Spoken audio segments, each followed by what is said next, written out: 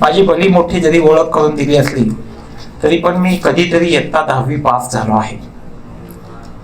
आणि ज्या वेळेला 10वीत आपण असतो त्याच्या वेळेला हा एक वेगळा आयुष्यातला टप्पा आहे की या टप्प्यांवरती एका बाजूला आपलं वय बदलतं, एका बाजूला आपलं शरीर बदलतं, मन आणि मनातले विचार घालमेल सगळंच वेगळं व्हायला लागतं.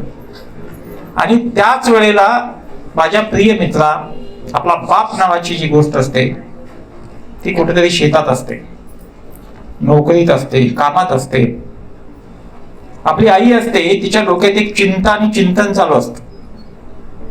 ती चिंता असते की ही जी लेक आहे या लेकीला तळहाताच्या फोडासारखं जपलं आहे, तिचा हळूहळू बालपण संपण्यात येतं आणि ती मोठी होणार आहे. त्याच्या वेळेला तिच्या मनांमधली जी तगमग आहे ती वेगळी आहे. म्हणून ती सतत असा विचार करते की आपल्या हाताला जे सहन करायला लागलं नाही किंवा लागलं ते आता लेकीच्या हाताला लागलं नाही पाहिजे. बाप आतलं बनियन बदलत नाहीये, त्याच्या बनियनला आतल्या बाजूला भोकं पडलेले असतात. कधीतरी जाऊन आपण बघायला पाहिजे. तो कधी कधी डोक्याला तेल लावत नाही, पायात चांगलं पायतान घालत नाही, पण तुमच्या पायातले शूज मी येतानाच बघून आले कसे आहेत ते.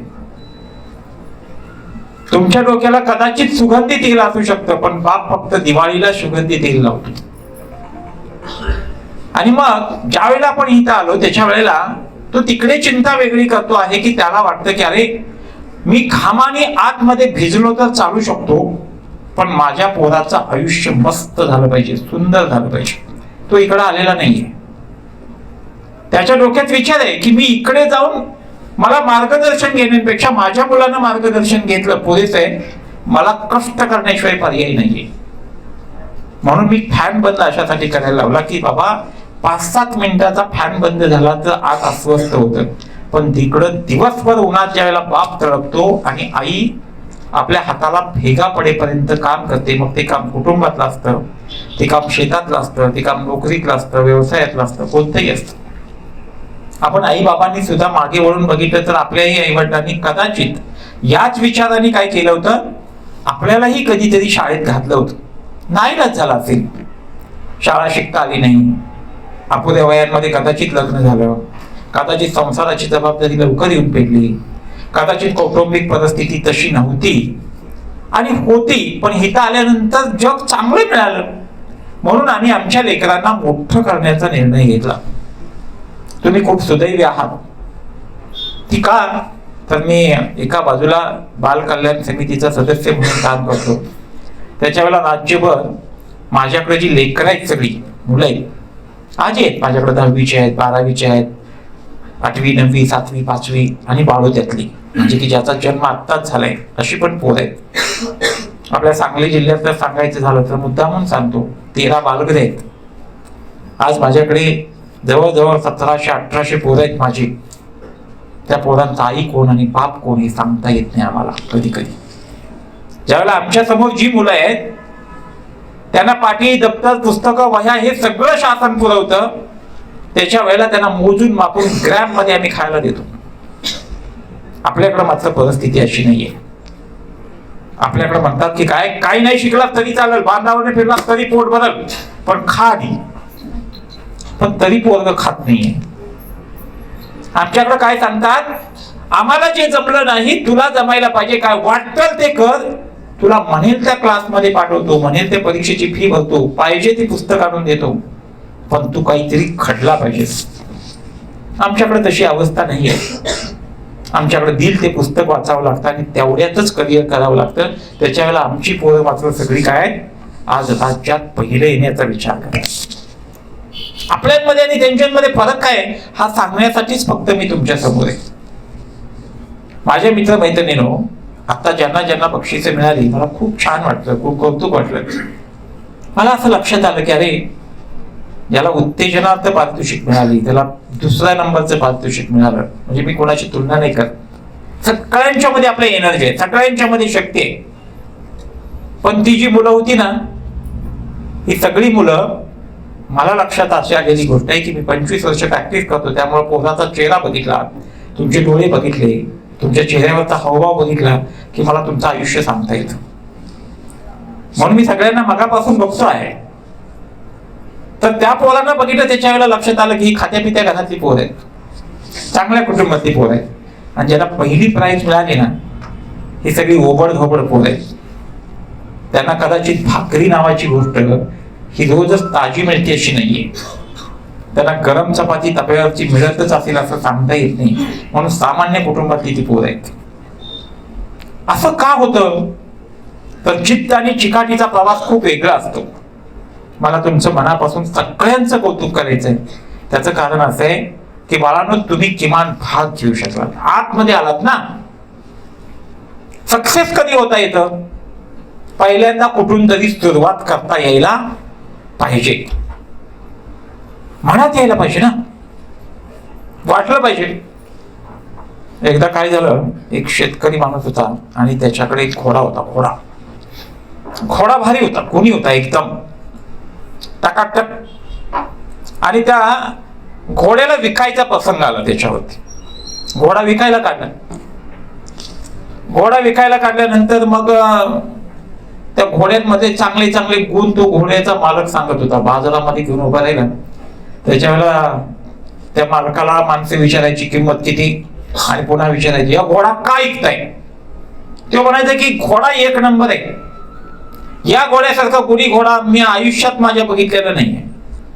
त्याच्या मनात आलं का नाही, तर तो घोडा आहे का नाही, तो बघा तासांमध्ये 70-80 किलोमीटर मी काय करतो, पळतो. त्याच्या जर मनात आलं तर तो जाग्यावर थांबत नाही. 2-2 दिवस तो घोडा आहे ना, तो खाली सुद्धा बसत नाही. सांगेल ती गोष्ट इमानी इतबारे भारी करतो मनात आलं तर. पुढे जाऊन त्याला विचारलं अजून काय गुण आहे. इतकंच काय म्हणतो, तो नाहीये, तो घोडा आहे ना की 1 वर्षाचं जरी पोरग घोड्यावरती बसलं तर त्याच्या घोड्याच्या टापांमध्ये त्या पोराच्या पोटाचं पाणी सुद्धा हलत नाही. आणि मनात आलं का नाही, तो एव्हरेस्ट शिखर सुद्धा चढून जातो सर. असला घोडा भारी. एका गिरायकाला प्रश्न पडला, इतकं चांगलं त्याच्याकडे गुण आहेत मॅडम, मग हिला घोडा काही काय काढलाय, काहीतरी दुर्गुण ह्याच्यात असला पाहिजे ना, त्याच्याशिवाय असं कसं करेल. त्याला आपलं विचारलं धाडसानं की बाबा घोडा घ्यायला मी तयार आहे, घोडा चांगला आहे, तू सगळं गुण सांगितलेलं मान्य आहे, पण काहीतरी दुर्गुण असेल का नाही त्याच्याकडे, सांग की एखादा दुर्गुण. तेव्हा मला सगळं आहे बघा, त्याच्या मनात आलं तर तो असं करतो, मनात आलं तर तसं करतो, मनात आलं तर आपलं करतो. फक्त एकच गोष्ट आहे, त्याच्या मनात फक्त येत नाही. आता मनात येत नाही, त्याच्या एवढाच दुर्गुण आहे त्याला. आमच्यात ज्याला आता बक्षीस मिळालं नाही का नाही, त्याला कुलकर्णी मॅडम एकच प्रॉब्लेम आहे, त्याच्या मनात फक्त येत नाही. आता मग हे मनात आणावं म्हणून तर आमच्या अभिजित सर असतील, गरड सर आहे, त्यांची सगळी टीम हे गेल्या काही दिवसांपासून अशी धडपडते की प्रत्येक माणूस विजेताच झाला पाहिजे. आता तो विजेता होण्यासाठी त्याच्या मनात पहिल्यांदा येऊ द्यायला पाहिजे. आता बघा ना मित्रांनो, की आपण 1ली, 2री, 3री, 4थी हे शाळेतला प्रवास आहे आपला, नाही का. मस्त होतं, मज्जा होती. शाळेमध्ये शिकत असताना आपल्या समोर ध्येय, टास्क असलं, पुढं काय होतं का जास्त काही नाही. सगळे शाळेत जातात, आपण पण शाळेत जायचं, नाही का. 5वी, 6वी, 7वी जरा गाडी चढायला लागते.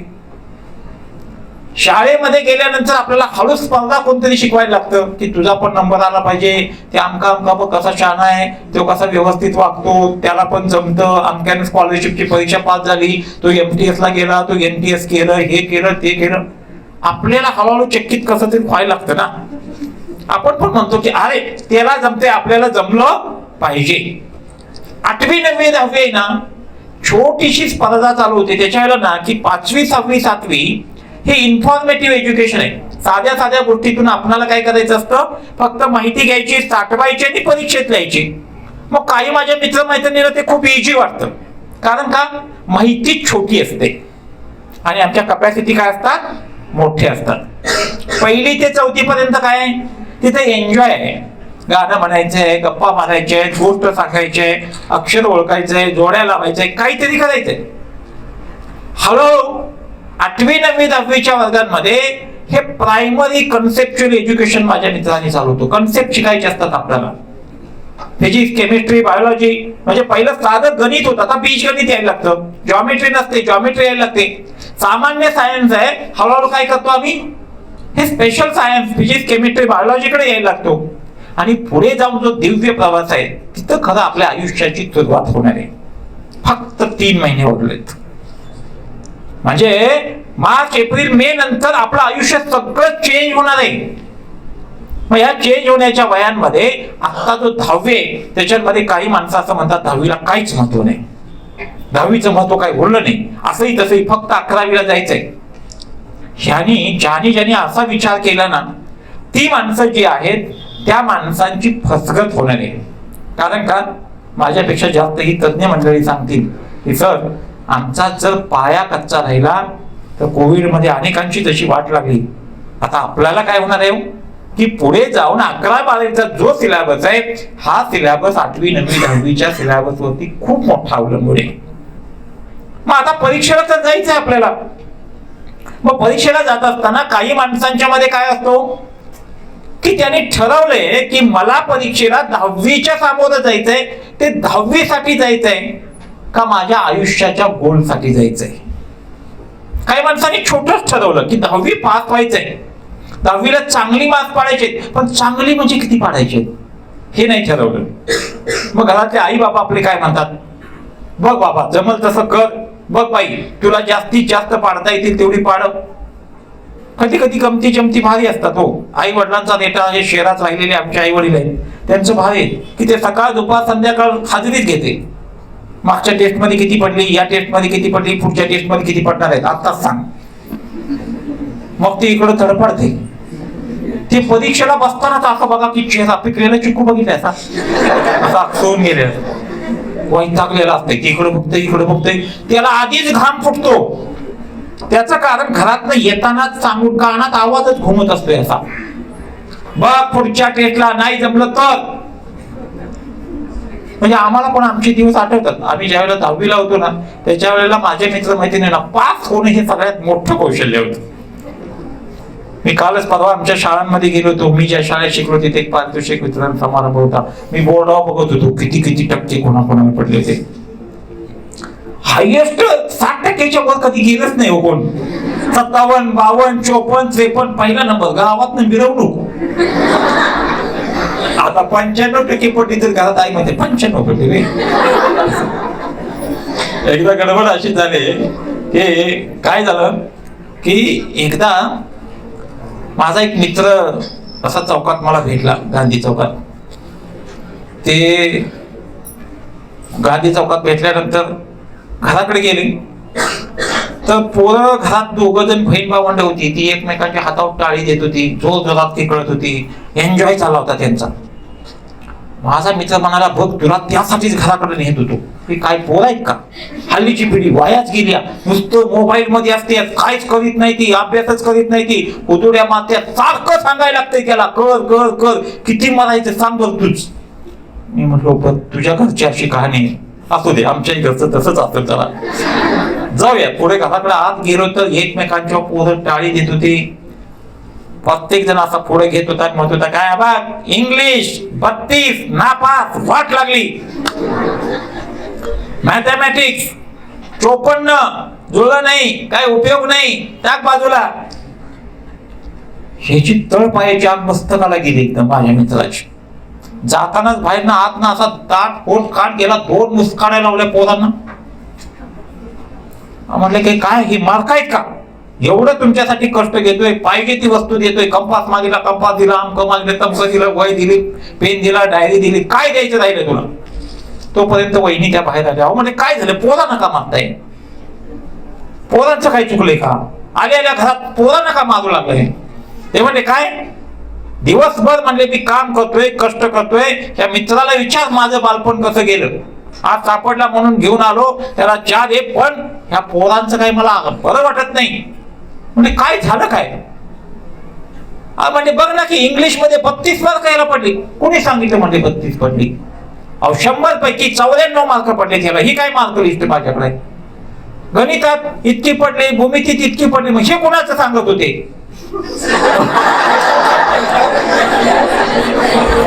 अहो म्हणले मला काय माहित कुणाचं सांगत होते. पोरं आपली मार खातेत आणि हसतेत, मार खातेत. एकदम एक पोरगं आलं पुढे,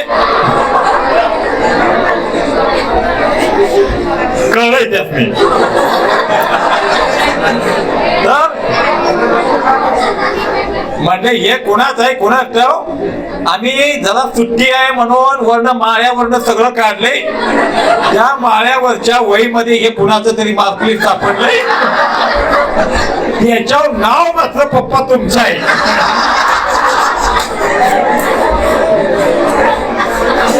आता गंमत काय आहे माहितीये का, मला कधी कधी कळत नाही माझ्या मित्रांनो, मी तुमच्या बाजूत आहे, काळजी करू नका. हे सगळे आई वडील आहेत का नाही की असे तुटून पडतात का नाही, त्याच्या वेळेला मला कधी कधी प्रश्न पडतो आपली पात्रता काय. कधीतरी समजून घ्यावं ना. आपल्याला फिजिक्स म्हणजे काय कळतं, केमिस्ट्री म्हणजे किती येतं आपल्याला, मॅथमॅटिक्स मधलं काही एक तर गणित येतंय का. अहो इंग्रजी 4 वळे लिहिता येत नाही पण पोराला म्हणते वाचलं पाहिजे. असू दे हो. फक्त एक काय माहितीये का, गंमत माझ्या मित्र मैत्रिणींना इतकीच आहे की त्यांची भावना नावाची जी गोष्ट आहे का नाही ती वेगळी आहे. म्हणजे काय की त्यांना जे आतून वाटतंय की ते खरं तुम्ही जे सांगताय किंवा मी म्हणतोय ना की त्यांना भूमिती येत नाही, त्यांना मॅथमॅटिक्स कळत नाही, त्यांना केमिस्ट्री कळत नाही, पण त्यांना एक कळतं की माझं पोरग या जगात मागं पडलं नाही पाहिजे, माझ्या पोराला हात बसायला लागले नाही पाहिजे, माझ्या पोराला उन्हाचा चटका बसला नाही पाहिजे, माझ्या पोराच्या अंगाला घाम नाही यायला पाहिजे आणि पायात पायतान चांगलं झालं पाहिजे. त्यांचं काय चुकतंय का हो, त्यांचं हे चुकत नाही. पण ताई गंमत अशी आहे की आम्हाला समजून घ्यायला आता वेळच नाही.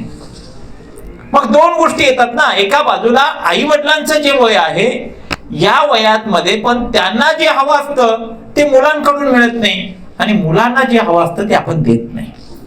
इथं आता जनरेशन गॅप नावाची एक गोष्ट पडते. मग आता परीक्षा तर जवळ आली आहे. मग परीक्षा जवळ आली असताना एका बाजूला आपल्या मुलांना असं वाटतं की काहीतरी आम्हाला ह्याची मदत केली पाहिजे ना. मग मदत करायची म्हणजे काय करायचं असतं, सोपं गोष्ट आहे. त्यांना अभ्यास जे करतायत त्याच्यामध्ये जी स्पर्धा आहे ना, ही स्पर्धा आता खरंच छोटी जरी नसली तरी अभ्यासक्रम काय म्हटलं तर आत्ताच्या मुलांच्या मानाने अभ्यासक्रम छोटा आहे. मी उलट सांगतोय, शिकवण्यासाठी जास्त आहे. त्याचं कारण असं आहे की आमच्या सगळ्या मुलांच्या आत्ताची जी बौद्धिक क्षमता आहे ती प्रचंड जास्त असते. त्यांना कोणतीही वर्गातली गोष्ट कन्सेप्ट पटापट कळते. त्यांना सांगितल्यानंतर फार वेळ विचार करायला लागत नाही, त्यांना पटकन लिहिता येतं, कळतं, समजतं. पण काय गडबड होते, आम्ही ज्या वर्गात ज्याला जे कळतं ना ते कळतं हे मान्यच करत नाही. आई बाबा काय म्हणतात, इतक्यात कसं कळत त्याला हे सगळं. शाळेत शिकवल्यानंतर त्याला क्लास लावल्यानंतर ती एका क्लासवर म्हणजे फक्त आमच्या गरज सदा विश्वास ठेवत नाही, अभिजित सदा विश्वास ठेवत नाही. ते काय म्हणते ना त्यांनी सगळं शिकवलं असेल कुठे तुला, ते अजून कोणाचा तरी क्लास लावते, अजून कोणाचा तरी क्लास लावते. मग 2-3 क्लास लावला की बघा की जर समजा तुमचं पोट पूर्ण भरलंय आणि तरी पण कोणतरी काल असं घास नाही खाते म्हणते, आता काय होईल. ते पोट भरल्यानंतर खाता येत नाही ना, तसं त्याला ते शिकल्यानंतर समजलं आहे आणि आता स्टोरेज कपॅसिटी काय झाली हो, ओव्हरफुल होते. समजलंय त्याला. आता त्याच्या पुढे म्हणजे काय की संपृक्त द्राव तयार जसा होतो का नाही, जसा आपण पाक करतो बघा लाडवांसाठी. आता पाक केल्यानंतर ती साखर विरघळायची थांबते. साखर विरघळायची थांबली पुन्हा साखर घालायची ठरवली तर मिक्स होईल का हो, नाही होणार ना. तसं समजा की त्याला जे शिकायचं आहे तो टॉपिक त्याला 100% समजलंय, तर मग तो पुन्हा समजून घ्या तर तुम्ही म्हटला तर त्यानं समजून घ्यायचं म्हणजे नेमकं काय करायचं हे समजत नाही. आता त्याच्यासाठी काय करायला लागतं तर मग अभ्यास क्रिएटिव्ह करावा लागतो. मग बाळांनो काय करायचं असतं की अशा वेळेला आपल्याला जे काही बाहेरनं मिळतं आहे तर पहिली गोष्ट की आपलं डोकं जे आहे ना ते 100% ऍब्सॉर्ब अनेक गोष्टी करू शकतं. ते स्पंज सारखं मात्र ठेवावं लागतं. मग काय करायला लागतं तर वेगवेगळ्या गोष्टीची इनोव्हेशन कशी आणायची. म्हणजे समजा फिजिक्सचा टॉपिक तोच आहे, गरड सरांनी वेगळा शिकवला असेल, अमक्याने वेगळा शिकवला, तमक्याने वेगळा शिकवला, पण प्रत्येकाच्यातून जे वेगवेगळे विषय मिळतात त्याच्यामध्ये आपल्याला हवं ते घेणं आणि नको असलेला कचरा काढून टाकणं ही काय आहे आपल्या खऱ्या कपॅसिटीचं लक्षण आहे. मग आमच्या आईबाबांनी एक काम करावं लागतं, ते म्हणजे की आपल्या मुलाच्या कपॅसिटी पहिल्यांदा ओळखता यायला पाहिजे, की त्याच्या कपॅसिटी म्हणजे ऍब्सॉर्बिंग कपॅसिटी, साठवण्याची कपॅसिटी त्याची एकूण किती आहे. आता हे सगळं साठवलेलं जे आहे हे किती वर्षांपासून आपण सवयीचं केले हो, म्हणजे अभ्यास किती वर्ष झालं करतोय. अभ्यास इयत्ता बालवाडीपासून करायला लागलो ना त्याला. त्याच्या अगोदरची पण पोरं, म्हणजे माझंच पोरग यांच्याकडे जात होतं, म्हणजे ती शाळेत जायच्या आधी यांच्याकडे पहिल्यांदा जायला लागलं. मग त्याला मॅथ्स मस्ती अमकं तमकं सगळ्याच गोष्टी कळायला लागल्या. आता काय म्हणजे अभ्यास करण्याची जी काही सवय आहे ती त्याची जवळजवळ 10 वर्षापेक्षा जास्त वर्षांची. मग हे कौशल्य आहे ना, मग हे कौशल्य सुद्धा शिकण्याची गरज असते. म्हणजे लक्षात कसं ठेवायचं, कसं आठवायचं, पाठांतर म्हणजे नेमकं काय, वाचायचं म्हणजे नेमकं काय वाचायचं असतं, लिहायचं म्हणजे नेमकं कसं लिहायचं असतं. मग रीड बिटवीन द लाईन्स मध्ये 2 ओळींमध्ये अजून काही शब्द असतात, ते फक्त वाचण्याची कपॅसिटी त्याच्याजवळ आहे का नाही हे तपासावी लागते.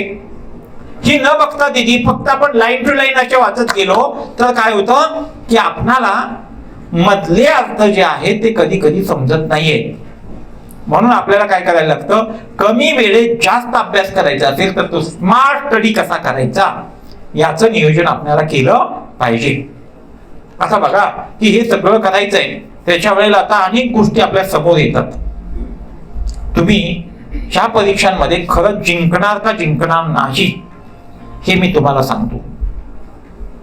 तुमचा जरा उजवा हात वरती घ्या सगळ्यांचा, फक्त स्टुडंट, फक्त उजवा हात वरती घ्या. घेतला हात जरा हलवून बघा बरं. ओके, बघा बोट कशी नाचवता येतात, नाचवून बघा. डान्स करा म्हणजे बोटांचा. हा आता हे हात आहे ना, हाय बाय करा. ओके, आता डोक्यावर ठेवा पटकन शांतपणे.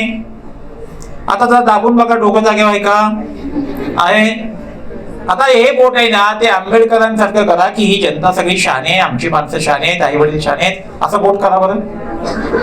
हा केलं. माझ्याकडे बघा, एक बोलायचं नाही, माझ्याकडे बघा.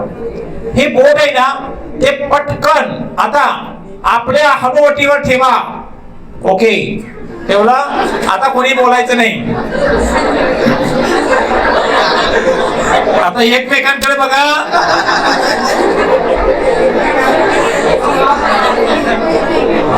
हात खाली घ्या. आता बघा, 1 मिनिट आपण विचार करा, बोट कुठे ठेवला. आपण प्रामाणिकपणे स्वतःला विचारायचं. आईच्यान म्हणायचं, आईच्यान. मी बघितलंय सगळ्यांना. मग हे बोट कुठे ठेवायला सांगितलं होतं, खरंच कुठे ठेवलं, गालावर ठेवलं. का बरं गालावरती हे बोट ठेवलं, थोडं येडं उभा राहिलंय ना, ते शान नाहीये.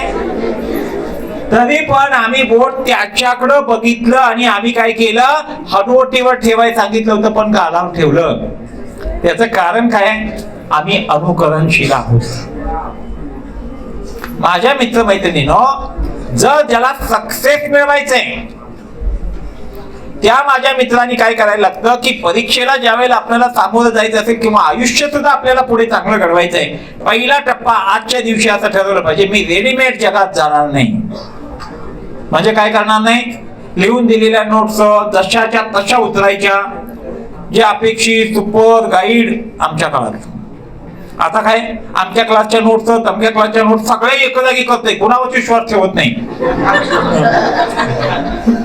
ते काय म्हणते माहितीये का, म्हणजे त्यातनं आणि चूज करतात कोण, ते आई वडिलांच्या समोर टाकते 1 2 3, कुठल्या वाचू तू सांग. आता कुठल्या वाचू तू सांग म्हणल्यानंतर, म्हणजे गरड सरांच्या क्लासला, अभिजित पाटील आमच्या मोरे सरांच्या क्लासला 2 वर्षापासून जाते आणि परीक्षा जवळ आली की नोट्स वेगळ्याच काढून आणते. आता काय करायचं, हिथं काय म्हणजे आपल्याला ऐन वेळची गडबड जी होते का नाही, तिथे प्रॉब्लेम आहे. आणि मग अनेक मुलं जी असतात का नाही, ती ऐन वेळी गडबडून जातात. त्याचं कारण का की ती कुणाची तरी पहिल्यांदा तुलना करतात. पण आई पण कधी ते सांगत येते, पप्पा पण सांगत येते, बघ मावशीच्या पोरानं आपल्या मोठ्या दादानं मागच्या वर्षी किती पिणवली, 98. तुझं अजून काही दिसत नाही, पुढे लक्षात दिसत नाही, तो अजून काटाव दिसतोय, पुढे जात नाही गाडी. मग काय करताय की अशा वेळेला ना त्या दादाचं ना आपलं पटायचं बंद होतं. डायरेक्ट कनेक्शन आहे तिकडे, कारण आपला शत्रू कोण, दादा. तुला 98% पाडाय कुणी सांगितली ती ते पहिलं त्याच्या गळ्यात पडत असतं, येता जाता भेटतं, त्याच्याशी बोलतो, रोज फोन चॅटिंग करते. आणि आता काय म्हणायला लागते, तुझ्यामुळे आमच्या घरात भांडण लागते. ते बोलायचं बंद होते. मग सांगतो कोण, आता बघा, काय सांगतं हे महत्वाचं का कोण सांगतं हे महत्वाचं? हो, काय सांगते. मग घराकडे येणारा माणूस असतो ना, तो काका, दादा, मामा, आबा कोणतरी रोज काय करतो, तो असं काहीतरी सांगत येतो. सर बसा ना, आपण प्लीज खुर्ची घ्या ना, बसा. आणि बंद कधी करायचं ते सांगा. नाही, मला भीती वाटते होता. अगोदरच्या पोरांची भीती मला जास्त आहे. त्याचे कारण सांगतो तुम्हाला, बसा सर. हा, आता बघा की हे काका, दादा, मामा कोण सांगत असतो ना, थोड्या वेळात संपवतो ताई, मला टायमिंग माहिती आहे. तर याच्यामध्ये काका, दादा, मामा कोण सांगतो ना, त्याच्याबद्दल आपल्याला द्वेष तयार होतो. का माहितीये की इथं आपल्याला विचार येतो की तो आम्हाला का सांगतोय, ती आम्हाला का सांगते, आणि मग काय सांगते हे कान बंदच होतात. म्हणजे आपण ऐकूनच घेत नाही. आपण काय म्हणतो, सांगणार यांना अजिबात सांगायचं नाही. मग ते काय म्हणते मी तेव्हा, हा सांगा, ऐकतो, हा पुढं बघ. मग काय होतं की उठता बसता जेवता खाता सतत आई बाबा का, मी मुद्दामून ह्यांना आई बाबांना बोलवा असं म्हणलंय. हे उठता बसता सतत जे सांगितलं जातं ना, तिथं कंटाळवाने येत. समजा आपल्याला रोज कोणीतरी असं सांगायला लागलं की तुम्ही असं काम करा, असं शिकवा, असं बोला, असं म्हणा. किती वर्ष झालं आम्ही करतोय ना, त्यांना 10 वर्षाचा अनुभव आहे कशाचा, अभ्यास करण्याचा. म्हणून काही माझे मित्र मैत्रिणी असतात, ते 10वीची परीक्षा त्यांना का सक्सेस करायचे ते सांगतात की मला मेडिकलला जायचंय, मला IIT व्हायचंय, मला एम्सला जायचंय, मला अमुक व्हायचंय, मला तमुक व्हायचंय, म्हणून 10वीच्या परीक्षेचा अभ्यास करायचाय. म्हणून मला काय करायला लागेल की माझा गोल आहे तो मला काय करायला पाहिजे, स्मार्ट करायला पाहिजे. स्मार्ट इन द सेन्स काय, काय स्पेसिफिक करायला पाहिजे. मी स्पेसिफिक अभ्यास कसा करणार आहे. म्हणजे मला आता बघा की काही मित्र असतात गराडा टाकून बसतात, फिजिक्स पण तिथेच आहे, केमिस्ट्रीचं पण आहे, बायोचं पण आहे, याचं पण आहे, त्याचं पण आहे. आणि ए दादा ऐक ना, कंटाळा आलाय का, नाही फॅन बंदच राहणार आहे. त्याचं कारण आहे, मी सांगितलं की मगाशी, त्याचं कारण एकच आहे की ही हवा कशी असते जरासा अनुभवून बघायची. आणि ते ऐकताना ना कॉन्सन्ट्रेट करण्यासाठी. तर मी सांगत होतो की काय की तो गोल स्पेसिफिक ठेवला पाहिजे. मला इयत्ता 10वीच्या परीक्षेत किती मार्क्स पडायचे, तसं मी अभ्यास करताना पण स्पेसिफिक विषयाचा अभ्यास समोर घेतला की बाकीचा सगळा कचरा बाजूला केला पाहिजे. मग आपल्या मनात दिवसभर माणसाचं मन कसं आहे, ती खूप चंचल आहे. मग मन वडाय उभ्या पिकात डोळे किती हाकता फिरी येते पिकावर, आता होतं भुईवर, मग गेला आकाशात. म्हणजे काय होतंय, ती हिथं बसतंय आणि विचार काय करते, सकाळी सरांनी शर्ट कुठला घातला होता आज, मग मॅडम आल्या होत्या पण तिने केसात आज गजरा का घातला असेल, काय होता आज. म्हणजे काय संबंध आहे का हो. म्हणजे समोर पुस्तक आहे पण लक्ष कुठे आहे त्याचं, ते भिरकटलंय, ते गेलं. मग कुणीतरी विनोद केलेला असतो, कुणीतरी कुणाची मस्करी केलेली असते, कुणी कुठल्याचा ड्रेस कोड घातलेला असतो, आणि कुणी कुणाला तरी दमदाटी केलेली असते. आपल्याला इथं बसून ज्या वेळेला सगळं पुढचं नको ते दिसतं, त्याच्या वेळेला आपण अभ्यास स्पेसिफिक करत नाही. नाही ते मला काही त्रास देत नाही, तुम्ही निवांत बसा, आपलीच आहे. तर फक्त मागे दोघं चौघ जण आहेत ना, त्यांना खिडकीतनं पलीकडे जावं असं वाटतंय, पण काय करणार, जाता येत नाहीये. आणि हे जरा मी खाली आलो तर चालेल का तुमच्यात, ते मला मनी मंगळसूत्र घालून ठेवलं इथे, त्याच्यामुळे माझी अडचण झाली. मला कसं असं बोलता येत नाही फार. पण माझ्या मित्रमैत्रिणींनो, तुम्हाला असं सांगतो की स्पेसिफिक जर आपल्याला अभ्यासाची सवय नसेल तर काय होतं, आपण खूप भरकटलो जाण्याची शक्यता असते. म्हणून भरकटू नये याच्यासाठी आज आपण काय नेमका अभ्यास करणार आहे हे आपल्या टू डू लिस्ट मध्ये यायला पाहिजे. म्हणजे मला फिजिक्सचा कोणता टॉपिक करायचा आहे, मला हिस्ट्रीचा नेमकं काय करायचं आहे, मला जॉग्राफीचं नेमकं काय करायचं आहे, ते मी आज दिवसात काय केलं पाहिजे, ठरवलं पाहिजे आणि नेमकं तेच फक्त केलं पाहिजे. ऐनवेळचे बदल प्रासंगिक नंतर. मग आपल्याला काय करता यायला पाहिजे, आपल्याला एम फॉर मेजरेबल म्हणजे आपला अभ्यास जो आहे ना तो मोजून बघता आला पाहिजे. मी आज किती करायचा ठरवला होता आणि मी किती केला मला सांगताच येत नाही. मी खूप खूप अभ्यास केलाय, दिवसभर अभ्यास करतोय, पण काय केला ते नाही सांगताय, ते नाही विचारायचं. आणि विचारलं की राग यायला लागतो. मग आपल्याला वाटतं की तुम्ही का विचारताय. म्हणून पहिली गोष्ट की आपल्याला अजेंडा ठरवता यायला पाहिजे आणि आपल्या गोल मधला काय करायला पाहिजे की आपल्याला मोजून दाखवता यायला पाहिजे की मी हा टॉपिक नंबर 1 केला, टॉपिक नंबर 2 केला, टॉपिक नंबर अमुक केला, हे मला सांगता यायला पाहिजे. आपला गोल आहे ना तो अचिवेबल पाहिजे. काही मित्र असतात आपले ते आरंभशू असतात, आरंभशू म्हणजे इथे एक आपल्या इस्लामपूरच्या पलीकडे जरा गेलं की एक हे कुठं ते वांग कुठे मिळतं, शिवपुरी बघा सगळ्यांना माहित आहे की तर ते शिवपुरी तर त्या शिवपुरीला गेलं की तिथे एक महादेवाचं मंदिर आहे. काय त्या महादेवाच्या मंदिरामध्ये तिथलं वैशिष्ट्य काय माहितीये का, तिथल्या महादेवाचे जे सगळे पुजारी लोक गावात ते राहतात त्या गावात वैशिष्ट्य आहे की रोज भिक्षा मागून खायचं. म्हणजे प्रत्येक गावात आसपासच्या जायचं, झोळी अडकवायची आणि पीठ मागायचं, ते घ्यायचं आणि त्याच्यातून उदरनिर्वाह करायचा. मग ते दिवसभर त्यांना काही काम नसतं, दिवसभर तेवढंच काम असतं. मग ते संध्याकाळी सगळेजण परत येतात, परत आले की महादेवाच्या मंदिराजवळ जातात, कारण ज्या देवामुळे आपण जगलो आहे, वाढलो आहे, मोठं झालो आहे त्या मंदिराच्या समोर बसतात. मग कोणी पाय पसरतं, कोणी जांभई देतं, एकमेकांची चर्चा चालू होते आणि ते ठरवतात. कोणतरी काहीतरी म्हणतं आपण एवढ्या वर्ष महादेवाचं खातोय तर त्याला आपण काय केलं पाहिजे, कळस गाठला पाहिजे, मंदिराचा जीर्णोद्धार झाला पाहिजे. मग दुसरा कोणता असतो तो म्हणतो की फक्त जीर्णोद्धार होऊन चालणार नाही, ह्या मंदिराला ना किमान पितळेचा तरी कळस गाठला पाहिजे. पुढचा येतो म्हणतो काय राव पितळेची भाषा बोलताय, पितळेला आज काही किंमत राहिली का, चांदीचा कळस घालूया. पुढचा येतो म्हणतो सोन्याचा कळस घालूया. वाढत जात. ठीक आहे, तोपर्यंत रात्र होते, 11 वाजता घरी निघून जातात. दुसऱ्या दिवशी परत संध्याकाळी येतात, तिथंच बसतात, पुन्हा त्याच गप्पा चालू होतात, कळस गाठला पाहिजे. आजपर्यंत त्या मंदिराला मोठा कळस गाठलेला नाही अजून कोणी.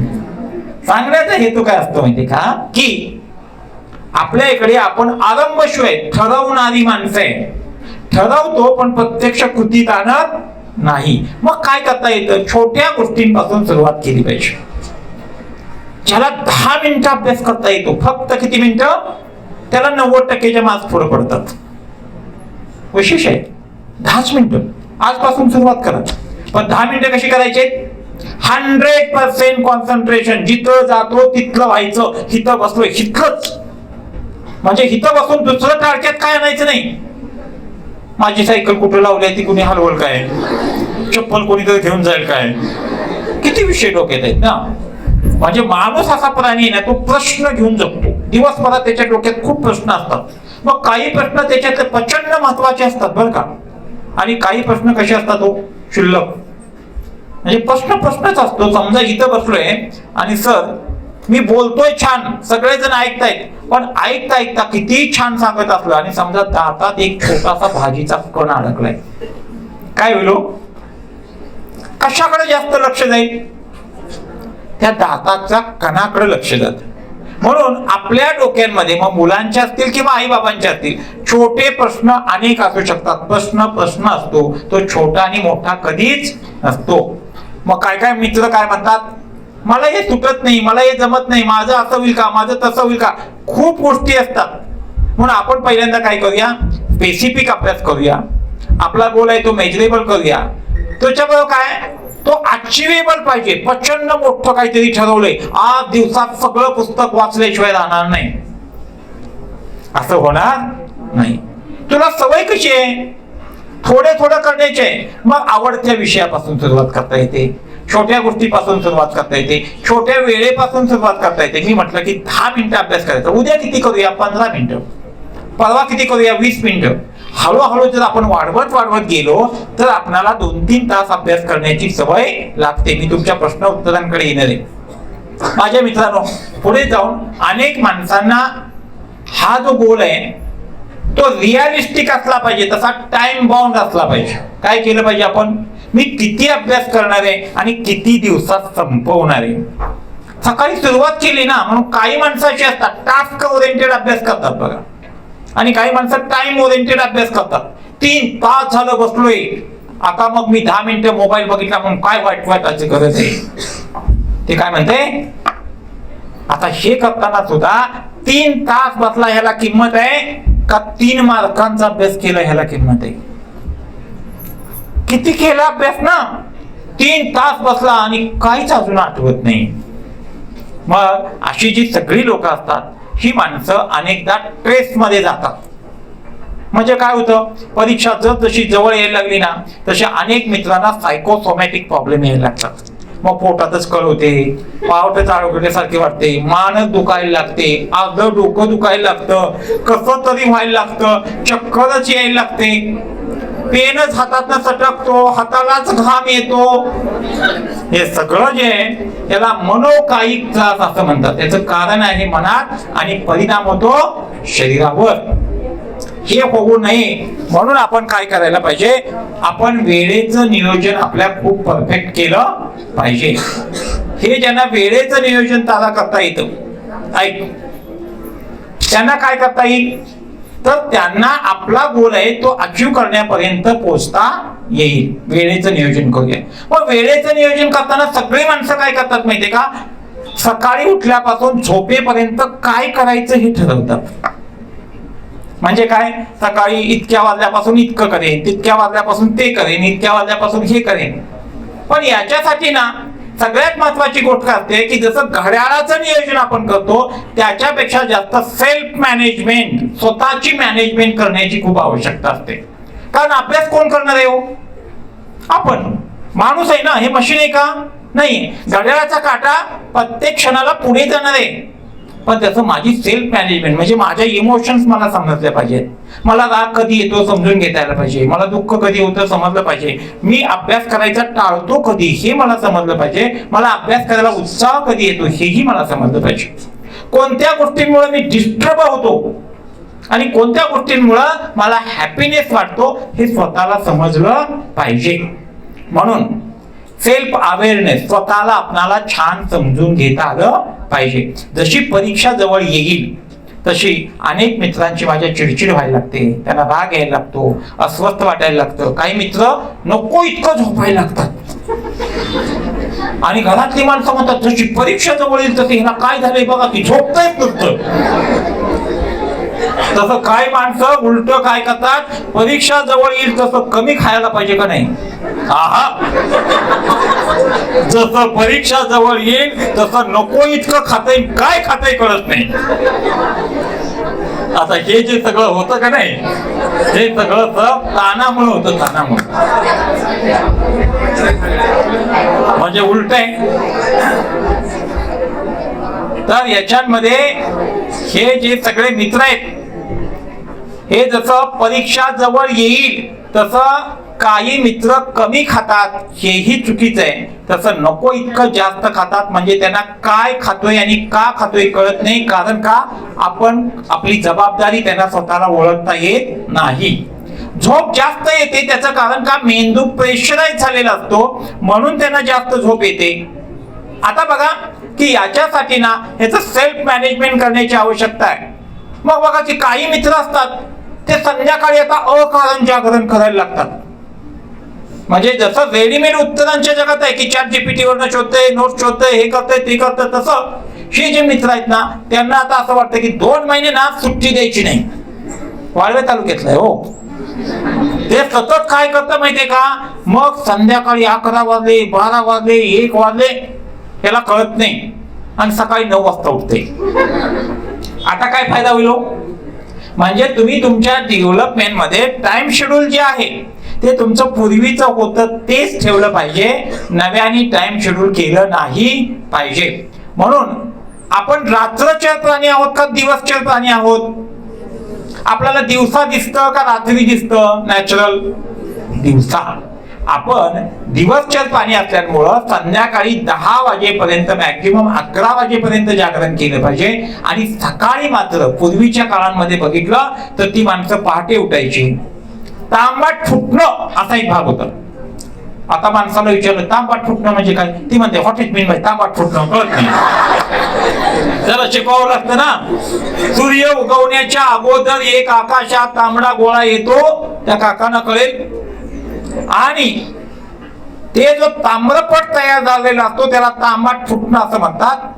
आता ती सूर्योदयापूर्वी जी माणसं उठतात, मग आपल्या शरीराला गरज काय असते? रात्री ज्या शरीराला विश्रांती मिळाली म्हणजे काय झाले, कसं पण डोळले ना आणि कुठं पण डोळले. ते कुत्र जरी सकाळी बघितलं का नाही तुम्ही बघा कधीतरी, ती उठल्या उठल्या काय करते बघा, 2 तांगडे असं करते, पुढे 2 पाय करते, मागे पाय करते आणि आळस देते. त्याला बी कळते हो, जे शरीर आहे का नाही, हे शरीर बॅलन्स करता आलं पाहिजे. त्याच्यासाठी सकाळी आत्ता बोललेल्या दिवसांमध्ये म्हणजे किमान पातळीवरती आपल्याला योगासन करता येतील का? ताई सूर्य नमस्कार घालता येईल का?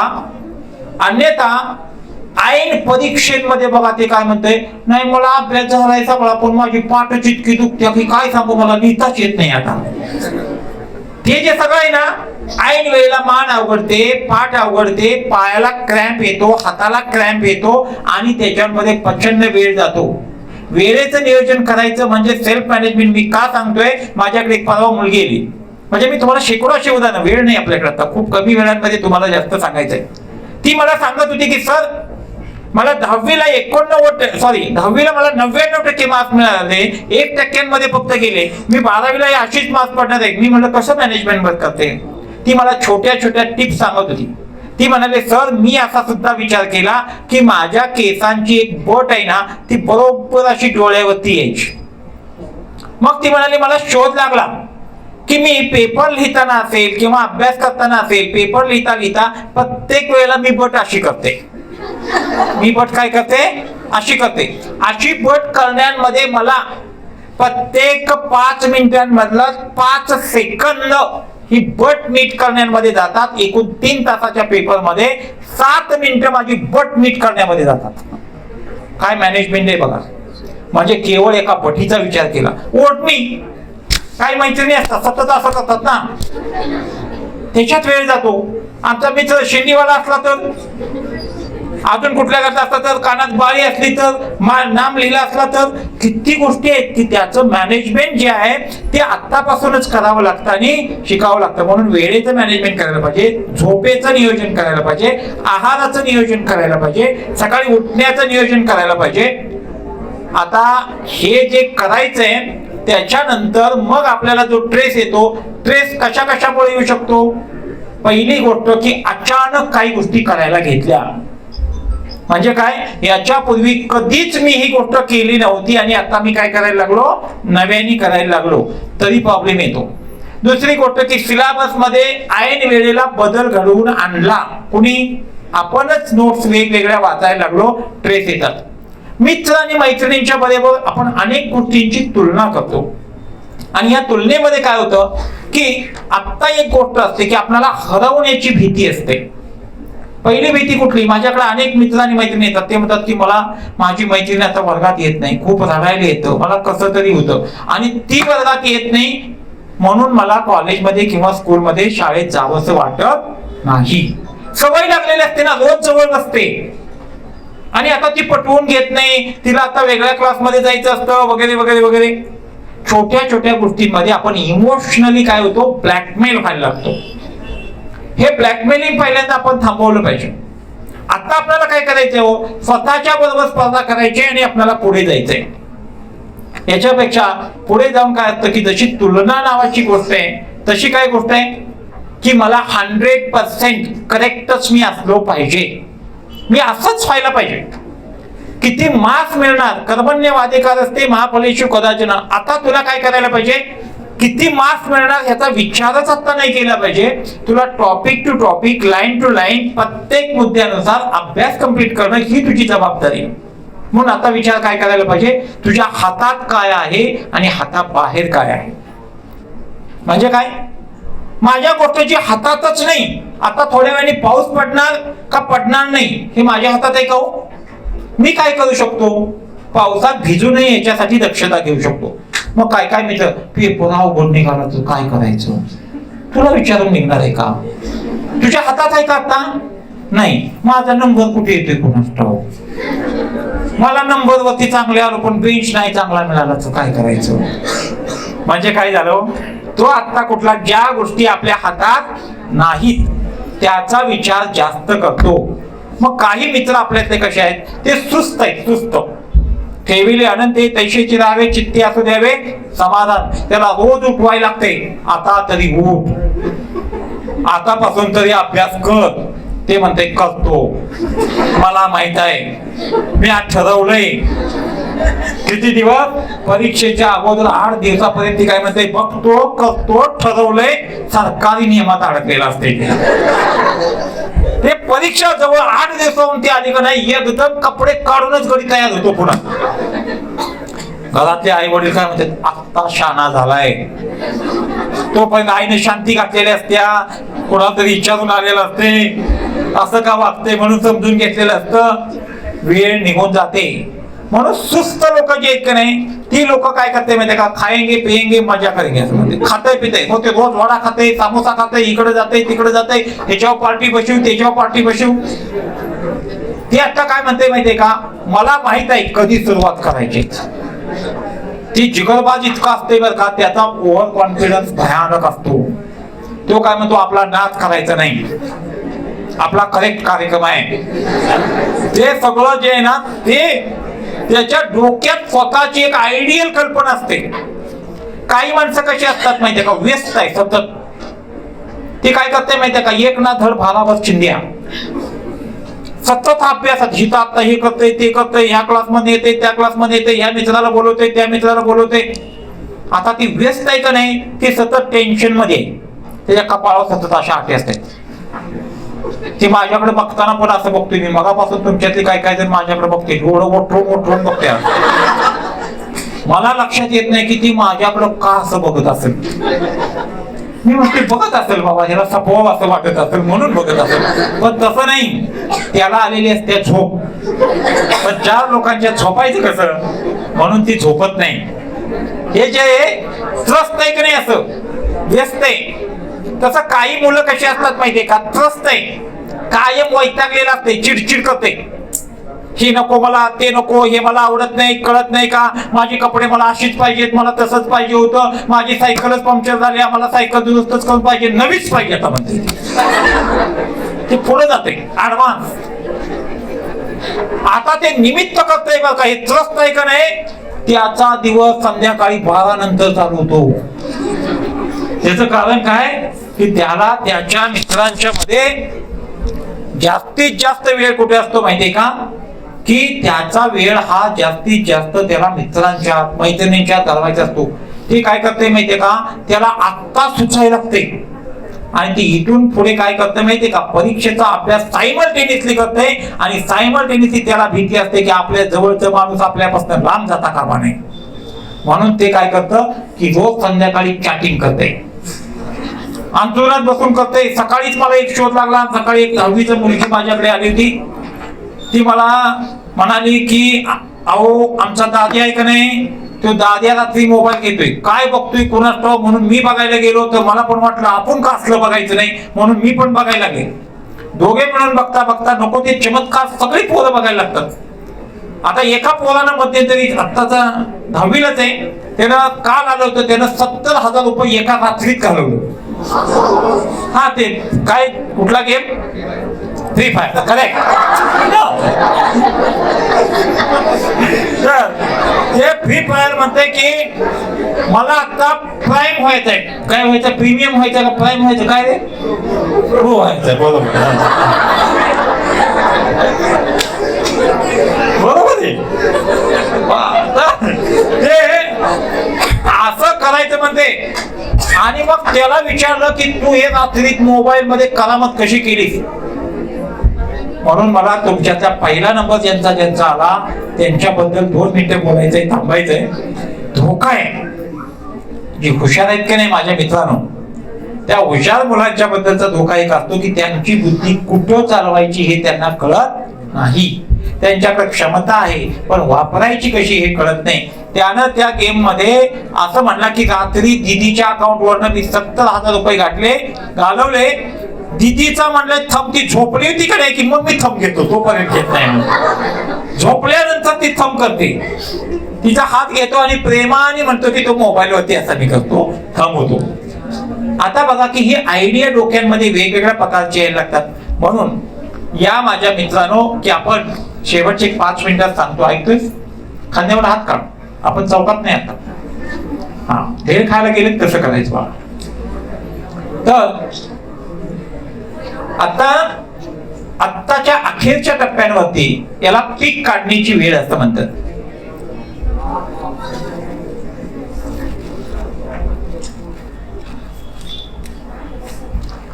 आपण अजून खूप छोटे आहोत बाळा. तुझं वय आता जे आहे ना त्या वयाला आता अडग वय असं म्हणतात. अडग म्हणजे सांगितलेलं ऐकावं असं वाटत नाही आणि ऐकलेलं समजून घेता येत नाही. आणि अशा अडग्या वयांमध्ये एकच प्रॉब्लेम काय येतो माहितीये का, मोठा ऍक्सिडेंट झाल्याशिवाय आपल्याला आपले डोळे उघडत नाहीत. आणि हा ऍक्सिडेंट होऊ नये म्हणून हा सगळा इथला व्यवहार चालू आहे. तर ह्या आत्ताचा जो काळ आहे ना की या काळांमध्ये याला पीक काढण्याची वेळ असं म्हणतात. आई बाबांनी पण ही गोष्ट समजून घ्यायला पाहिजे. तर या पीक काढणीचं म्हणजे की वर्षभर खूप चांगलं पीक सांभाळलेलं असतं. जसा शाळू येतात 3-4 महिन्यांपासून पोटरीला आला, पोटरीला आल्यानंतर कणीस आलं, कणीस भरायला लागलं आणि कणीस भरलं, पक्षी खायचे, ते दाणा भरायला लागलाय, पीक आता डोलायला लागलंय आणि आता कणस कापणीची वेळ आली आणि इतक्यात पाऊस पडला आणि सगळी जमिनीवरती काय झाली, कणस खाली पडली. तर कसं वाटतं, तर तो शेतकरी म्हणतो कष्ट केलेलं काय केलं, वाया गेलं. आपण पण मित्रांनो अभ्यास जो केलाय ना तो तुम्ही 10 वर्ष अभ्यास केलाय, 1-2 दिवस केलेला नाहीये. त्या 10 वर्षाचं फलित काय आहे हे तुम्हाला 3 महिन्यानंतर 2 महिन्यानंतर सगळं कळणार आहे आणि त्याच्यानंतर आयुष्याचा एक टर्निंग पॉइंट असणार आहे. म्हणून मग हा जो 1 मार्च पर्यंतचा पिरियड आहे तो साधारणतः 1.5 महिन्यांचा काळ आपल्या हातांमध्ये राहिलाय. त्या 1.5 महिन्याच्या काळामध्ये आपल्याला जर ही काढणी नीट करता आली नाही तर 10 वर्षाचं कष्ट वेस्ट जाऊ शकतं. म्हणून आपण काय करायला पाहिजे, आपलं शरीर छान सांभाळायला पाहिजे, आपल्या मनावरती आता नियंत्रण आणलं पाहिजे, आपला विचार आणि दृष्टिकोन हा बदलला पाहिजे.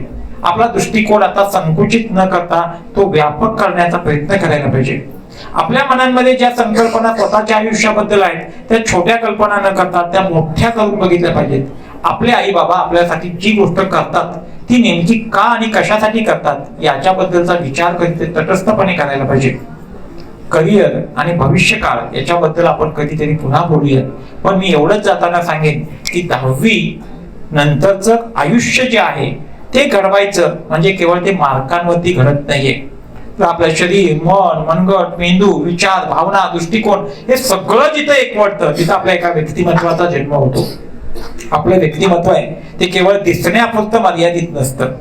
दिसायला आपण खूप छान होऊ शकतो, कपडे छान छान घालू शकतो, मध्ये मध्ये वेगवेगळ्या प्रकारे हेअरस्टाईल करू शकतो, पण हे सगळं कसं आहे, क्षणिक आणि तात्पुरतं आहे.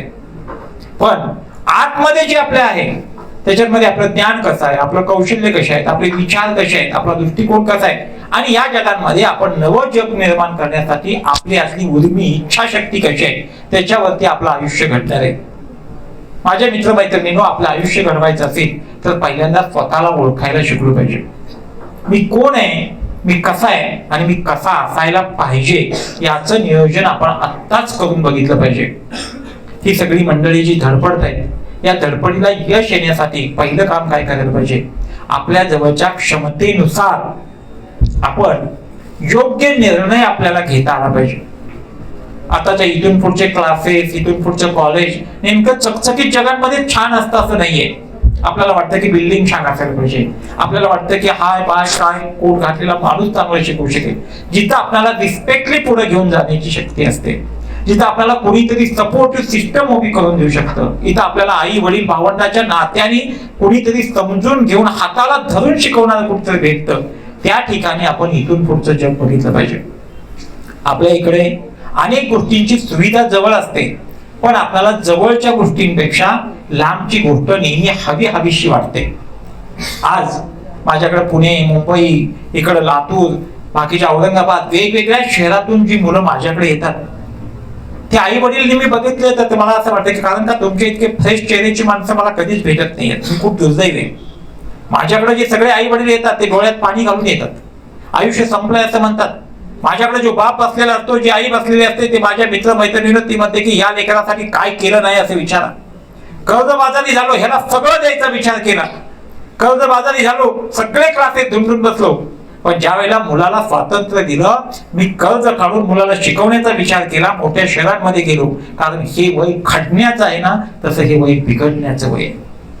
ह्या घडण्या बिघडण्यांमध्ये एक छोटीशी लाईन आहे, त्याचा बॅलन्स जर करता आला नाही तर मात्र आपलं आयुष्य बिघडणार आहे, आपण नाही बिघडणार, आणि आपल्यामुळे आपलं कुटुंब उद्ध्वस्त होणार आहे. आपली किंमत कुटुंबांमध्ये प्रचंड मोठी आहे, कारण आपलं कुटुंब कशावरती आहे, हे चार भिंतीमध्ये तसं चार खांबांवरती उभा आहे. त्या खांबांमधला एक खांब म्हणजे आपण आहोत बाळांनो. हा खांब खाली कोलमडून पडला ना, सगळा छत खाली येणार आहे.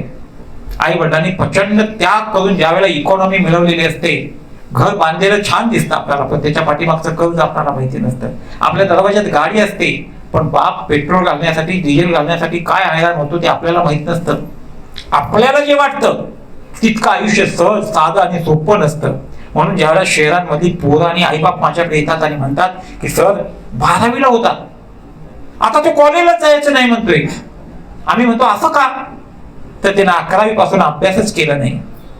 त्यानं काय केलं, मिळालेल्या फी मध्ये नको असलेल्या गोष्टी सगळ्या करून बसला. मग कधी मोबाईलच्या आहारी गेला, कधी व्यसनांच्या आहारी गेला, कधी कुठे मित्र मैत्रिणींच्या आहारी गेला. मग छोट्या छोट्या गोष्टींपासून याची सवय लागते बाळांनो.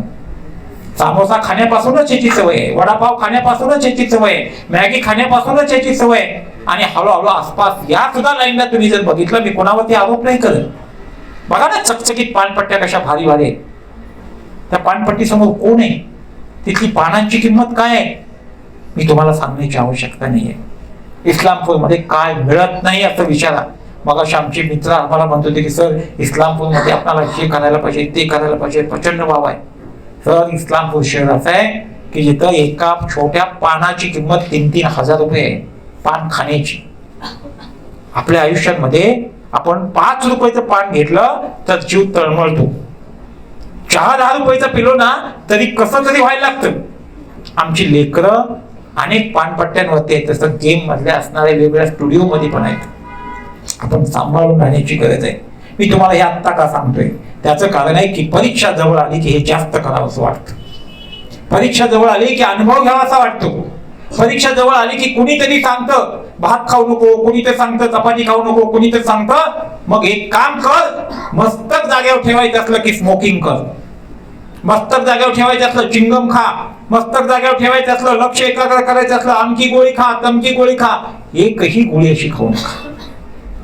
नाही अभ्यास झाला तरी चालू शकतो, पण माझ्या मित्रांनो मनाची एकाग्रता ही आपल्या ध्यासावर अवलंबून असते, सातत्यावर अवलंबून असते, परिश्रमावरती अवलंबून असते. म्हणून आपण सगळेजण जिथं आहोत तिथं आपल्याला छान आहे असं मानायला सुरुवात करा.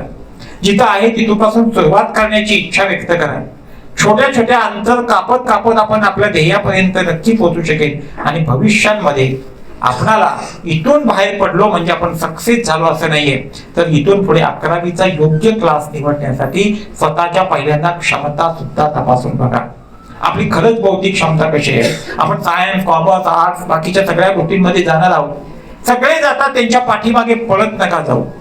पहिल्यांदा तिथं बसून मोठ्या शहरांचा विचार न करता आपल्या शहरांमध्ये काय किमतीचं मिळतं याचा पहिल्यांदा विचार करा. घराशेजारी काय मिळतं याचा विचार करा.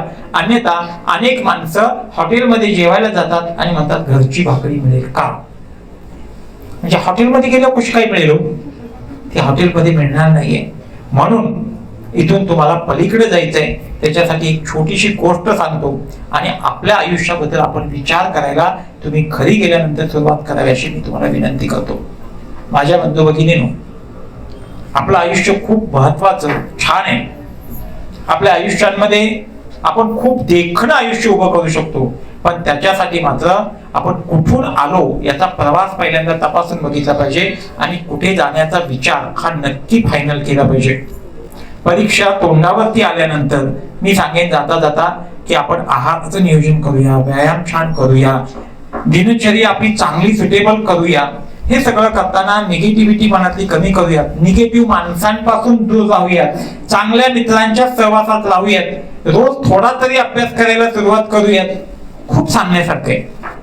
याच्यासाठी जर कधी गरज पडली आणि जर ताण आला, अस्वस्थता वाटली तर नक्की 24/7 मी तुमच्यासाठी आहे. सरांच्याकडून किंवा इथून फोन नंबर घ्या, मला कधीही फोनवरती भेटा. गुगलवरती जावा, गुगलवरती फक्त माझं नाव किंवा परीक्षेचं टेन्शन, काळजी, आत्महत्या, वाईट विचार काही मनातलं टाका, त्याच्यावर माझंच नाव येईल. Shushrusha counselling guidance and training institute तुम्हाला कधी भेटायला या, पण शक्यतो तुमच्या घरातला प्रश्न तुम्हीच मिटवा, माझ्यापर्यंत यायची वेळ येऊ देऊ नका. आणि जाता जाताची गोष्ट सांगतो. साने गुरुजी लहान मुलांना एक नेहमी गोष्ट सांगायची, काळजीपूर्वक फक्त 2 मिनिटं ऐका. साने गुरुजी हे आश्रमातल्या मुलांना एकत्रित संध्याकाळच्या वेळेला बसवायचे. अशीच सायंकाळची वेळ असायची. आता सायंकाळ होत आली. ते गप्पा मारता मारता त्या मुलांना दिदी असं म्हणायचे की आता आपण एकदा सहल काढूया. पोरांना छान वाटायचं की सहल काढायचे, जाऊया सहलीला. गुरुजी म्हणायचे की ही सहल आहे ही रात्रीची काढायची, आपल्याला दिवसाची काढायची नाहीये. पोरांना पुन्हा आनंद वाटायचा आणि पोरं म्हणायची की अरे रात्रीची सहल काढायला मिळणार, किती छान, चांगली गोष्ट आहे. मग रात्रीची सहल काढायची तर पोरं तयार लगेच व्हायची. कुणाला वाटायचं कोलतं नाचवायला मिळेल, कुणाला वाटायचं हे करायला मिळेल, खोड्या काढायला मिळतील. गुरुजी म्हणायचे की थांबा, मी सांगतो सहल कशी काढायची. गुरुजी म्हणायचे की एकदा काय करा, मध्यरात्री उठा. तुम्ही यायची वाट बघत होता. गुरुजी म्हणायचे की मध्यरात्री उठा, पायाचा आवाज करू नका, इकडे तिकडे बघा, पायाचा आवाज न करता हळूच एक कंदील घ्या किंवा बॅटरी घ्या. त्या बॅटरीच्या प्रकाशांमध्ये आपल्या शेजारी कोण कोण झोपलंय बघा. तुम्हाला लक्षात येईल की आई झोपली, बाबा झोपले, दादा झोपलाय, दिदी झोपली. पण पायाचा आवाज करू नका आणि तोंडाचाही आवाज करू नका. शांतपणे दरवाजाजवळ या, बाहेरच्या दरवाजाची शिस्तीत कडी काढा आणि हळूच बाहेर आलात की अंगणात या. स्वच्छ असं चांदणं पडलेलं असेल, पौर्णिमेचा चंद्र असेल. तुमच्या बघितलं तर अंगणामध्ये सगळी जनावर अशी बांधलेली असतील, गाई असतील, बैल असेल, म्हैशी असतील, सगळी जनावर अशी रवंत करत पडलेली असतील. शेजारी बघा तिथे आजोबा बाजूला टाकून किंवा कॉट टाकून झोपले असतील. कॉटच्या मधल्या पट्ट्या सगळ्या तुटून गेल्या असतील, पण आजोबा त्याच्यावरतीच एक वाकळ टाकून, घोंगड टाकून तशीच झोपले असतील. तुम्ही बघा की आजोबाने अंगावरती फारसं पांघरून घेतलं नसेल, धोत्राचा सोगा आहे ना तोच फक्त तोंडावरती घेतला असेल. आणि तुमच्या लक्षात येईल की तुमच्या आजोबांनी ना की ते सुट्टे राहिलेले पैसे असतील ना ते सगळे एका सोग्यात मध्ये बांधून ठेवले असतील. खाली बघितलं तर तुम्हाला कळेल की आजोबांनी चपला काढून ठेवलेत. त्या चपलाचा एक फणा तुटला असेल आणि चपलाचा अंगठा पण उपसला असेल, पण आजोबांनी तो चपलाचा फणा आणि अंगठा लावला नसेल, कारण त्याने विचार केला असेल की अरे माझी एक नात आहे, ती 10वीच्या वर्गात शिकते, शिकून मोठी होईल, काहीतरी कर्तव्य दाखवेल. माझा आता काय हो पिकलं पान करणार आहे, माझं आयुष्य तर राहीलच किती, संपणार आहे. आजोबांनी विचार केला असेल सुट्ट्या राहिलेल्या पैशांचा. त्यांनी विचार केला असेल की अंगठा लावून ₹1-2 खर्च करण्यापेक्षा नातवाच्या पेन्सिलीला, खोड रबरला चांगला उपयोगाला येतील, म्हणून त्यांनी ते पैसे खट्ट बांधून ठेवले असतील. साने गुरुजी सांगायचे बाळांनो की भविष्यामध्ये मोठं झालात तरी सोनं नाणं नाही जपून ठेवलं तरी चालेल, कपडे लत्ता कमी केला तरी चालेल, पण भविष्यामध्ये ना किती चप्पल आहे ना ते मात्र जपून ठेवा, कारण का त्याचे तळ आहेत ना ते तुमच्यासाठी केवळ झिजले. साने गुरुजी म्हणायचे की त्या चपलांकडे बघा आणि आता हळूच आतमध्ये या. पुन्हा पायाचा आवाज करू नका. होती तशी कडी व्यवस्थित घाला, रात्र वैरायची असते असं म्हणे.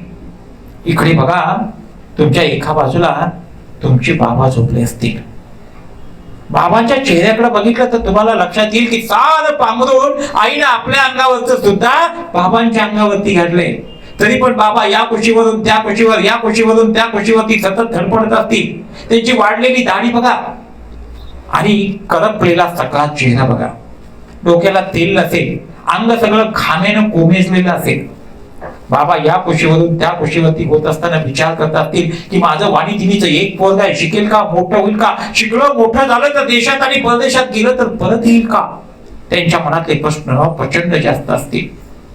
एका प्रश्नाचं उत्तर त्यांना सापडत नसेल. उद्याच्या शिक्षणाला पैसे कुठून आणायचे, शेतातली शेती कशी करायची, शेतात काठं वाटलं तर काय करायचं, बाबळी कशा उपडायच्या, किती प्रश्न त्यांच्या डोक्यामध्ये आहेत. साने गुरुजी सांगायचे. शेजारी बघा, तुमची आई झोपली असेल. आईचं या कुशीवरून त्या कुशीवरती होताना एकच विचार असेल, लाडकी एक लेक शिकते आहे, संध्याकाळी घरी व्यवस्थित परत येईल का, शिकली मोठी झाली तर स्वतःचा निर्णय स्वतः तरी घेईल का, चुकून भागून निर्णय वेगळा घेतला तर माझं घर खाली तरी येणार नाही ना. साने गुरुजी म्हणायचे की या कुशीवरून त्या कुशीवर आई होताना बघा की त्याने रात्री पोटाचा खळगा भरताना शिळं पाकं राहिलेलं सगळं पोटात ढकललं असेल. तिचा रापलेला चेहरा बघा, डोक्याचे पांढरे शुभ्र झालेले केस बघा आणि हळूच उघडा पडलेला पाय बघा. दिवसभर काट्या कुट्या ठेकळात तुमची आई जाते ना, त्याच्या वेळेला तिच्या पायाला पडलेल्या भेगा बघा, त्या भेगात आलेलं छोटस रक्त बघा. हळूच तेलाची बाटली घ्या, आपल्या आईच्या असणाऱ्या त्या भेगांमध्ये 2 थेंब तेलाचे टाका, तिला शांत वाटेल. आणि पुन्हा एकदा चेहऱ्याकडे बघा की सुस्तुकलेला सगळा चेहरा फक्त तुमच्या विवंचनेत दिसेल. शेजारी बघा की तुमची 2 भावंडे असतील, झोपली असतील तशीच, फारसा काही खाल्लं पिल्लं नसेल, रुसली असतील. त्यांनी बाबांनी त्यांना चरीसाठी पैसे दिले नसतील म्हणून ते या कुशीवरून त्या कुशीवरती धडपडताना रागाने फणफणत असतील. हळूच त्यांना उठवा, त्यांच्या गालावरनं हात फिरवा. त्यांच्या चेहऱ्यावरती बघितलं तर सगळे असे रडलेले ओघळ त्यांच्या गालावरती तसेच राहिले असतील. हळूच पुसा, आतल्या खोलीत शिस्तीत घेऊन जावा. त्यांना घरातलं राहिलेलं जे असेल ते खायला थोडस द्या. हळूच पाठीवरती हात ठेवा, खांद्यावरती हात ठेवा आणि समजून सांगा की अरे दादा दीदी, तुम्ही माझ्यापेक्षा लहान आहात. बाबांनी तुम्हाला सहलीसाठी पैसे दिले नाहीत म्हणून तुम्ही रागवलाय ते मला माहित आहे, पण त्यांनी ना पैसे सगळे माझ्या 10वीच्या 12वीच्या अभ्यासासाठी जपून ठेवले. भविष्यात ना मी तुम्हाला खूप मोठा होऊन दाखवेन, खूप मोठी होऊन जाईन, साता समुद्रा पलीकडे जाऊन फिरवून आणेन. पण आता रडू नका. आपण आई बाबांना समजून घेतलं नाही आणि आई बाबांना आपल्याला समजून घेता आलं नाही तर बाबांनो आपलं घर खाली येईल. साने गुरुजी म्हणायचे की बाळांनो, शिकायचं ना ते फक्त प्रश्न सोडवण्यासाठी शिकायचं. शिकायचं त्या आईबाबांच्या डोळ्यातला त्याग बघण्याचं शिकायचं. शिकायचं ना त्या आईबाबांच्या चेहऱ्यावरचं तेज बघता बघता आपल्या चेहऱ्यावरचं तेज वाढवायला शिकायचं. आईबाबांचं कष्ट, त्याग, सहनशीलता, विचार, विस्मरण, सगळ्या गोष्टी ज्या आहेत ना त्या तुमच्या माझ्या धडपडीसाठी. म्हणून 10वी पर्यंतचा जो आयुष्य आहे हे खर तर तारेवर जी एखादी मुलगी चालते ती तिच्या असणाऱ्या बांबूच्या इशाऱ्यावरती बाळांनो कधी चालत नाहीये. तिला या ठिकाणाहून त्या ठिकाणी तारेवरून नाचत पलीकडे जाता येतं. त्याचं कारण खाली हलगी वाजवणारा जो बाप असतो ना किंवा आई असते, तो जो ताल धरलेला असतो तो एक सपोर्टिव्ह सिस्टम असते. ती जर ताल वाजवायला चुकली तर वरची असणारी मुलगी खाली कोसळते. म्हणून पलीकडे जाताना यश आपण बघतो ते केवळ आपल्यामुळे मिळालं असं जरी वाटलं तर ते आपल्यामुळे नाही, आपल्या आई वडिलांच्या त्यागामुळे मिळालेलं असतं. म्हणून आता ज्यांना ज्यांना यश मिळालं त्यांनी आपल्या मित्रांना सुद्धा पुढे घेऊन जाण्याची योजना आखावी. आपल्याला 10वी ताण विरहित परीक्षा देता यावी आणि 11-12वीच्या नंतर आपलं आयुष्य सुजल सुफलम आणि मस्त एन्जॉयबल व्हावं याच्यासाठी मी मनापासून शुभेच्छा देतो. आणि मला इथं उभं राहण्याची संधी उपलब्ध करून देणाऱ्या प्रत्येक